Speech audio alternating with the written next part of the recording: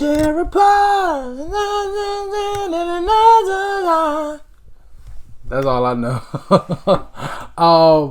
So yes, if this is indeed the song that I think it is, based off of the title, I think it is that song.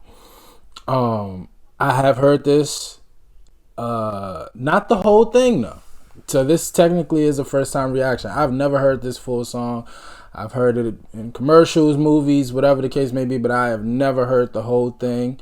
Outside of the chorus, I can't. And honestly, I only know that part of the chorus. I don't know what he says like after. She's my cherry pie. I don't know what he said right there. Like, so outside of that, I literally know nothing else about the song, and I definitely don't know anything about the band itself. So we're here to change that. So again, if this is indeed the song that I think it is, which I think it is, so the band is called Warrant. Again, know nothing about them, so we got to do some quick research, and then we'll get into it. So Warrant is an American glam metal band formed in 1984 in Hollywood, Los Angeles, California, that experienced success from 1989 to 1996 with 5 albums reaching the international sales of over 10 million. Excuse me. The band first came into the national spotlight with their double platinum debut album, Dirty, Rotten, Filthy, Stinkin' Rich. That's a great album name. And one of its singles, Heaven, which reached number 1 in Rolling Stone and number 2 on the Billboard Hot 100. Oh, okay, gotcha. The band's success continued into the early 90s with the double platinum album, Cherry Pie, which provided the hit song of the same name.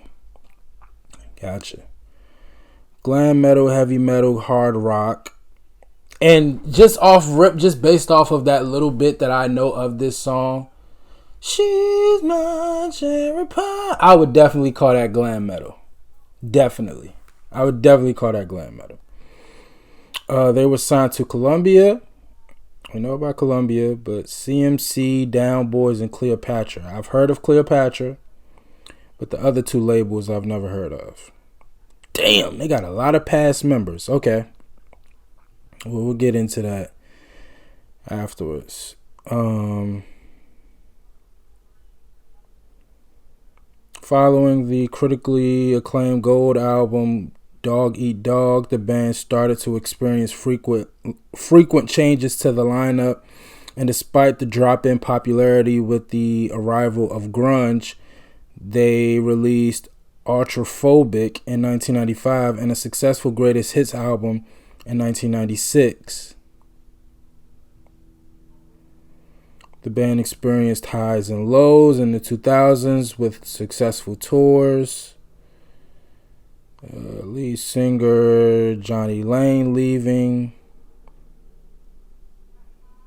Okay. Well, I'll tell you what. They say that the main run was from 89 to 96. And I don't know if they're saying 5 albums sold 10 million or if they're saying 5 albums in between that time frame 10 million. But either or, very impressive. If it's 5 albums and each went 10 million, that's incredible. But I think they're saying in that time frame, 5 albums accumulated, all of them together accumulated 10 million sales, which is still very impressive. So nothing to scoff at all. They had high commercial success. They didn't get into like any critical acclaim, like Grammys or anything like that. But don't matter. If you make the money, that's what count. So sounds like they were really, really successful, and they said they're still active, still have successful tours. So sound great to me. So yeah, I definitely feel like this is this song, She's My Cherry Pie, and we know that this is from the album of the same name, Cherry Pie. So go ahead, pull that up so I don't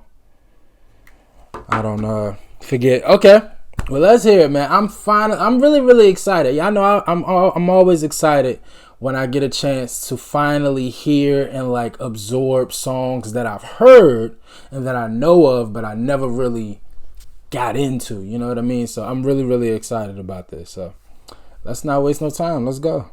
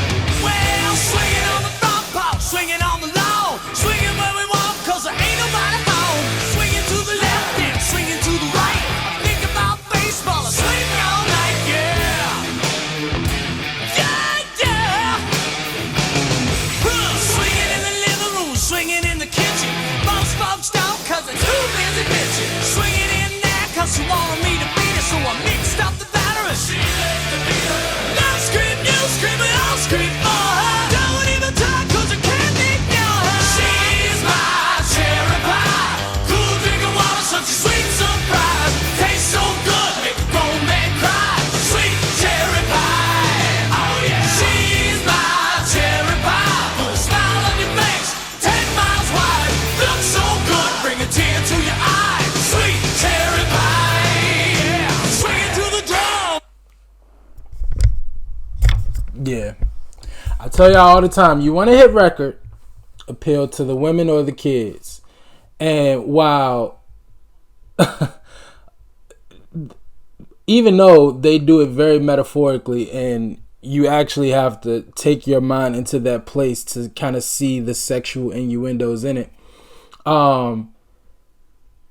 If your child was singing this, just given that you knew what the song was really about, you would be like, don't sing that. But if you listen to the words, they actually aren't saying anything like too crazy. And this, I mean, the song is literally about women. So it's a double whammy. You appeal to the women and the kids. So naturally, men will listen to it. It's catchy. It's fun. It's youthful. It's energetic. This had no... this literally sounds like it was made to be a hit record. Now, I don't know. We'll find out when we do this, when we do the song research. But between how catchy it is, how fun it is, and even the video. This video, I'm sure they played this all the time back in the day. I'm almost certain. I mean, it's just too catchy, too fun of a record. Like this record had no chance of flopping, in my opinion. Now, if this was some no-name group and this was their first song, maybe. But even then, like, this song is just too catchy to have not been a hit. So I'm not surprised by the success of this record one bit. And I really like it. Even though it's catchy, and I can see a lot of people, a lot of hard rockers saying it's corny, it's cheesy. But I really like it. Like, you know, I know glam metal, out of all the, like, the branches of rock and roll, I know glam metal and hair metal are, like, the ones that kind of get laughed at or like considered like sissy, but I really, really like it. I really do. Swing it to guitar, swing it to the bass in the back of my car. Ain't got money, ain't got no gas, but we get where we're going if we swing real fast. I'll scream, you scream, and I'll scream more. Don't even talk 'cause I can't ignore her. She's my cherry pie, cool drinking water, such a sweet surprise. Tastes so good, make a grown man cry. Sweet cherry pie, oh yeah. She's my cherry pie, put a smile on your face, 10 miles wide.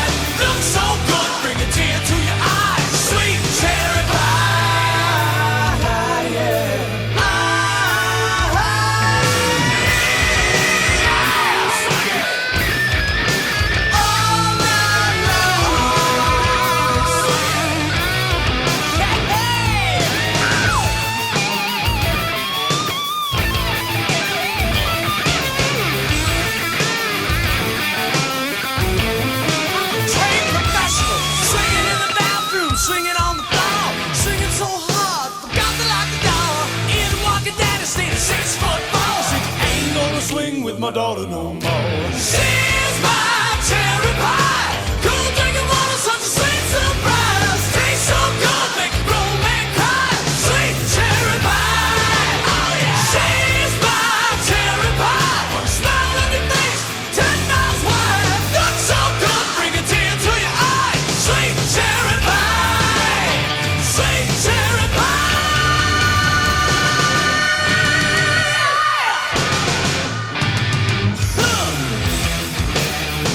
Swing it!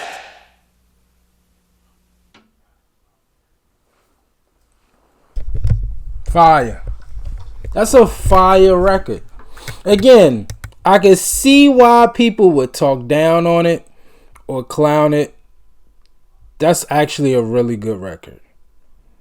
It's a really, really good record. Again, it's catchy, it's fun, it's youthful. I actually really like the vocals in it too. Like he actually he sang like really good at certain points. It's like, oh wow, okay. And again, nothing like blows you away like instrumentation wise or vocally, but it's just a great, well put together record. You know what I mean? Like again, it's so catchy that you immediately know it the second you hear it. And it's so catchy that it's one of those records that you probably just sing even without even noticing you're singing it. Like it's that catchy, you know, and that fun. Great record. Great record. Okay, so we know this came out in 90. Okay, it was released in late August 1990 as the lead single from the band's album of the same name. The song became a top 10 hit on the Billboard Hot 100, reaching number 10, number 19 on the mainstream rock charts. The song has been cited by many as a hair metal anthem. Okay, so this will be considered hair metal, not glam. Which I would actually like to know the difference. Oh, it's the same thing. Glam metal, also known as hair metal. Okay, same thing. Cool. Columbia Records. Is it Janie or Johnny Lane? I think it's Janie, but Jani. I'll go Janie. But labeled as the songwriter. Cherry Pie was a very late inclusion on the band's second album, which was originally going to be called Uncle Tom's Cabin. Okay. Like the book Uncle Tom's Cabin. Okay, that's interesting. The president of Columbia Records, Don Leonard Einer. Is that an L or an I? Don Einer? Donnie Einer. I feel like I heard that. Donnie Einer. Don Einer. Okay. Wanted a rock anthem, so he called frontman Jani Lane. According to Lane, he wanted a song reminiscent of Aerosmith's Love in an Elevator, who wrote the song in about 15 minutes. Guitarist Joey Allen stated that the whole marketing and everything for that record changed. It was definitely driven by the label and not the band. You could just tell. This record, it sounds like something that y'all know we talk about it all the time, about how you kind of just hear records and you say, oh, that's the label. The label wanted that. You know what I mean? And again, to my point of this having no choice but to be successful, it's too catchy, too big of a song. This sounds like a record that the label would have heard and said, let's put all our money into this. Let's put all our money into this because it's catchy, it's fun, it's about the women, and you know, let's make a fun video for it, and let's make sure this succeeds. Like it just sounds like it. Again, maybe it's because I've been reacting to so much music, but it just sounds like that.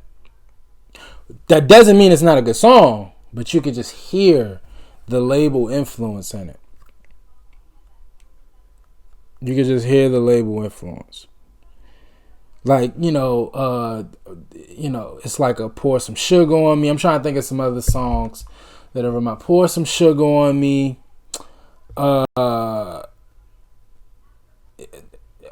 Sweet Child of Mine. like Sweet Child of Mine a little bit. All right, it's a little bit of Sweet Child of Mine. I'm trying to think real big catchy records that I've reacted to. But just those kind of records. I can't, but Pour Some Sugar on Me, definitely. I'm kind of blanking, but those kind of just You Give Love a Bad Name. I wouldn't say Living on a Prayer. I would say You Give Love a Bad Name. I could see that being a label record.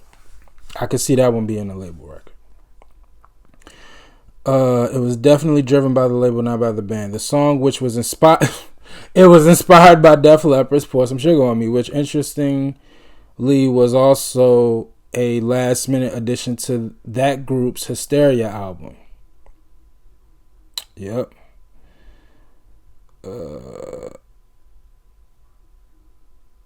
Many of the band members felt that Cherry Pie was not one of the better songs on the album, and see the song as a double-edged sword. It brought them fame, but many of their other songs are overshadowed by the major hit. I can see that. Because honestly, again, I don't know much about the band at all, but it's safe to assume that this is probably their biggest record, or probably their most well-known record, because it says they have some number ones, and this was only a number 10. But I would think if somebody was to say, hey, what's Warrant's biggest song? I'm sure most people would say Cherry Pie, right? Even though technically from a commercial standpoint, it wasn't.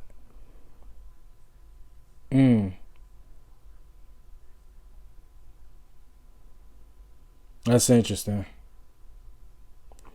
The video received heavy airplay on MTV and other music video stations. Yeah, it just, you could just tell.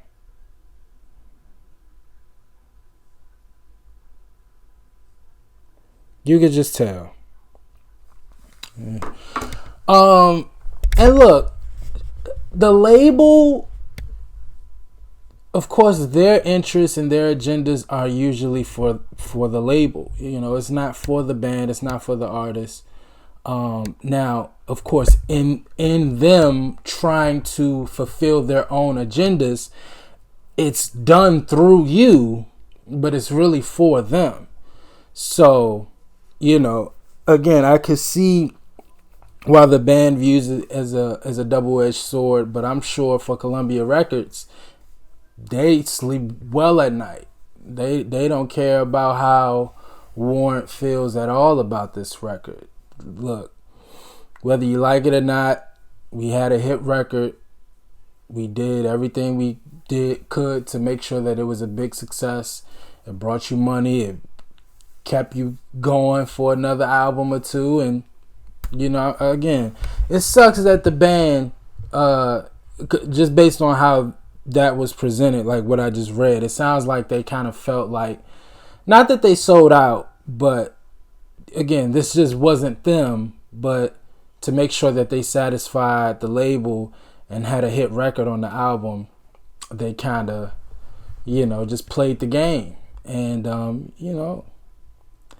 again, it's rough. It's rough because you never want to compromise your art. But again, when you sign to a label, you're now in the music business. Now, if you just want to be a band that makes music and, just make music just for the hell of it, then don't sign a deal. But once you sign a deal and you're in the music business, the label, they're the business. You could be the music, but the label is the business part. And at the end of the day, when it comes to a business, it's all about meeting those quotas and making that money.